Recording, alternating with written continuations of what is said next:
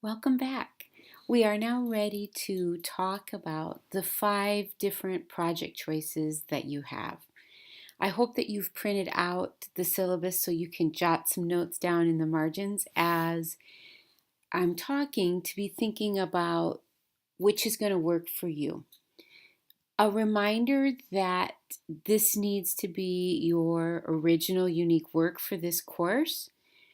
The only exception to reusing, recycling something is in your methods of research course, the 10 source lit review that you wrote.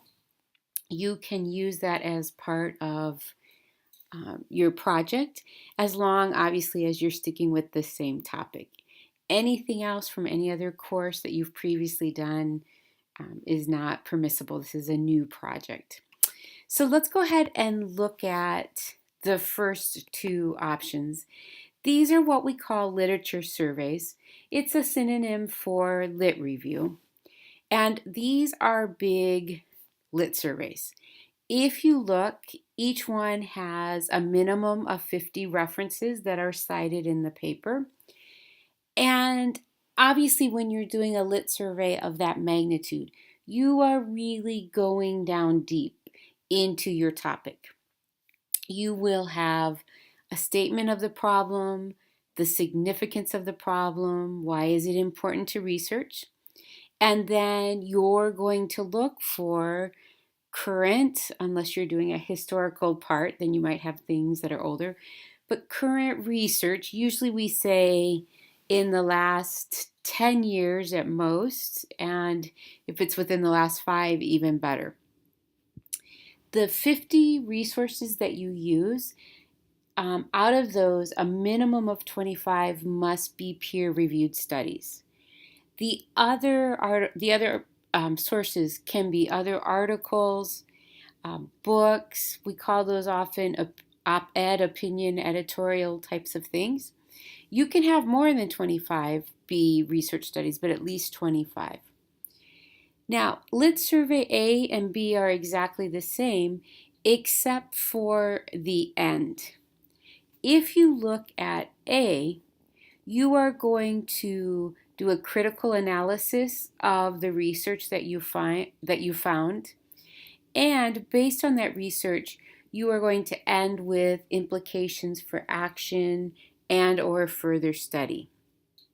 In Lit Survey B, instead of that critical analysis and implications section, you are going to end your Lit Survey by taking a stand, your own stand, presenting your own position.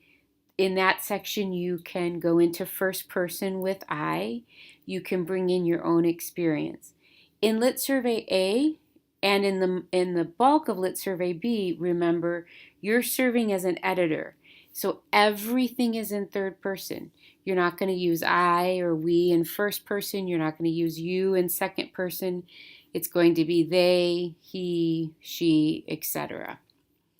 So, how do you decide if you want to do a lit survey? I give people the advice of doing a lit survey when you have a gap in your own knowledge. So, for example, maybe you're like, I'm hearing this term universal design for learning or neurodiverse students, and I don't know much about that. That would be a great time to say, I want to do a literature survey. What does that mean? What does it look like in the classroom? What are the implications? Another example, years ago, all of a sudden I got a 4th grader who had oppositional defiance disorder.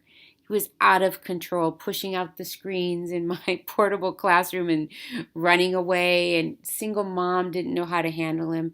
I hadn't had any training on how to deal with that kind of behavior. That would have been a classic time for me to do a lit survey. So lit surveys are good when you have a gap in your own knowledge or you know a little bit and you want to really dig deeper. They're not much fun if you already have a wealth of experience or knowledge on that topic, because then you just feel like I'm just repeating things I already know. Remember, the purpose of this is to strengthen your own knowledge. Now let's go over And let me just show you, after I list the 5 different types of projects, there is an outline right here. And this is the one for both of the lit surveys. And it shows you what your paper is going to have. So follow this. You're going to have a cover page, an abstract, section 1, and you can label it section 1, or if you just want to put the problem. And these are the things that you are going to cover in that. People always ask me, what does that mean, scope of the lit review? It means, as you've gotten your sources, are you looking at this issue? So let's just say, let's go back to my universal design for learning. Am I looking at that with studies only from the US? Am I looking at it from an international level?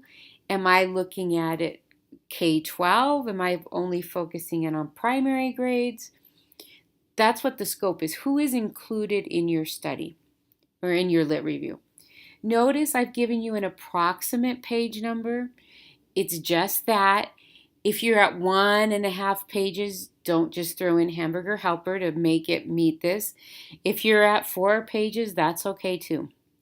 Section 2 is the body of your lit review. You will have a short introduction again. There can be a lot of overlap between those two. And then section 3 is where the paper differs.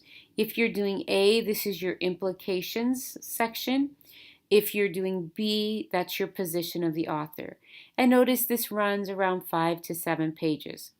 So by the time you've done the cover page and the abstract, which are pages that are numbered, and then references for 50 sources, right? These papers tend to be in the 65-page ballpark, so to speak, 60 to 65. All right, let's go back to the second option, which is the creative project. The creative project is when you want to do something original. And it's just like it says, creative. It could be developing a website. It could be developing a parent program for your school. It could be developing integrated units. The sky's the limit. A creative project is great to do when you have a gap in resources. So it's something that's needed. For example, maybe your school has started PBIS, but there's been sporadic training or new people coming on board aren't getting the training. Maybe you want to develop something that can be used with them to get them on board, because we know PBIS only works if you have a commitment school-wide, right?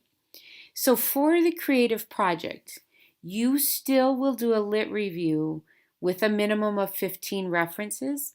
The purpose of the lit review is to establish the research base for what you're doing, that you're not just saying, oh, this is great, but what does the research say to support that? So here you can use your 10 source lit review from 504 and add on the 5 additional. I should have mentioned too up here in the lit survey, same thing. You can use your 10 sources that you've already written up if it fits and just continue to build on that. So you already have a jump start. Now, creative project. You need to give a rationale. You need to talk about how it's going to help in your particular area of education. And something that is unique about this is that the creative project part needs to be given to 2 or 3 people who have the knowledge, work experience on your topic to be able to give you feedback. And you write that up, all right? Current or recent graduates or relatives, family, friends are not evaluators. You want people who can go and be objective. So as I've mentioned, curriculum, website development, all of those things. I've recently had a few students start doing apps, which is a wonderful project as well. So let's look at the outline for that. The beginning looks very similar. Notice your lit review is a lot shorter.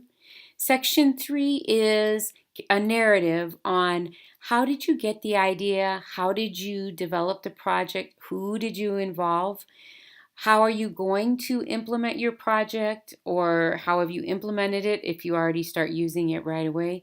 Mostly it will be how will you implement it. Section 4 then is the summary of the feedback you get. So you write, I gave my website to Johnny Depp. He has 30 years experience teaching at Pirate High School, blah, blah, blah, blah, blah. Then that part ends with your reference list from your lit review. So it goes here at the end. Then the appendix is your actual project. And this is usually a separate document. People will give me the first 4 sections as one document and then the appendix. Now, if you do a website, your appendix can be connected and just be a page with the link to the website as well. All right. One other thing to mention, you'll notice the asterisks that show if you need to get the in progress grade, if you need to take that. It shows you section 1, section 2 need to be done, and then 50% of your project. All right, so we've covered the 2 types of lit surveys and then the creative project. In the next video, we'll look at the final 2 options.